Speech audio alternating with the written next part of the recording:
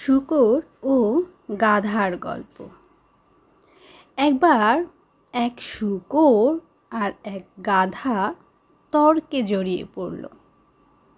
শূকর সবসময় ভাবত সে গাধার চেয়ে অনেক অনেক বেশি শক্তিশালী, আর গাধা তার কথাটি কখনোই মনে মনে মানতে পারত না। সে শূকরের বর্ণনা মতে অত দুর্বলও ছিল না। একদিন শূকর গাধাকে উদ্দেশ্য করে বলতে লাগলো, এই দেখো আমার আকৃতি আর আমার দাঁত কত বেশি শক্তিশালী, তাহলে তুমি যে আমার চেয়ে দুর্বল তা কেন মেনে নিতে চাও না? গাধা তখন শূকরের কথার উত্তরে বলল, একটা লড়াইয়ের শেষ না দেখা পর্যন্ত আমি যে দুর্বল তা কখনোই আমি মেনে নিব না। শূকর এবার হেসে ফেলল শূকরটি আর বলল, তাহলে তুমি তোমার ক্ষমতা দেখানোর জন্য চ্যালেঞ্জ জানাতে চাও? আমি এখনই তোমার চ্যালেঞ্জ গ্রহণ করলাম।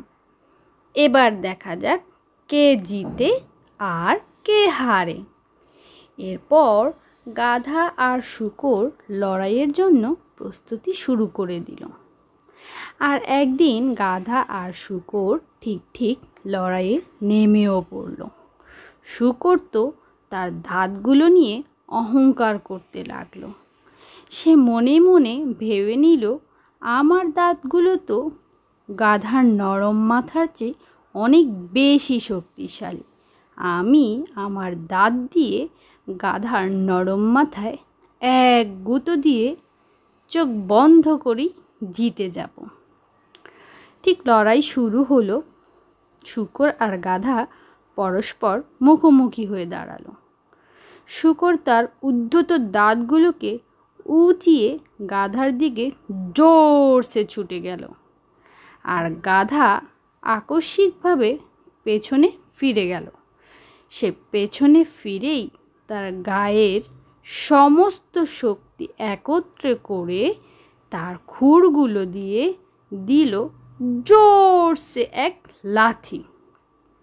তার খুরগুলো গিয়ে পড়ল একেবারে শূকরের চোয়াল বরাবর। এতে শূকর দূরে ছিটকে পড়ল আর মারাত্মকভাবে আহত হলো, আর প্রচণ্ড যন্ত্রণায় কোকাতে কোকাতে বলল, গাধা যে এইভাবে আক্রমণ করতে পারে তা আমি মোটেই ভাবতে পারিনি। এই বলতে বলতে বেচারা শূকর নিজের হার স্বীকার করে নিল এবং গাধা যে তার চেয়ে বেশি শক্তিশালী তাও মেনে নিল।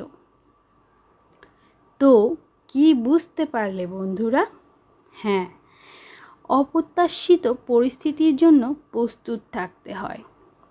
নিজেকে নিয়ে সবসময় বড়াই করে কারোর সাথে লড়াইয়ে নেমে যেতে হয় না। আজকের গল্প এতটুকুই ছিল। যদি গল্পটি বন্ধুরা তোমাদের ভালো লেগে থাকে তাহলে কিন্তু লাইক কমেন্ট করতে পারো। আর হ্যাঁ বন্ধুরা, এই পর্যন্ত যারা আমার গল্পটি শুনেছো আর যারা আমার চ্যানেলের সবসময় শোনো, আমার প্রতিনিয়তর বন্ধু, তাদেরকে অসংখ্য ধন্যবাদ।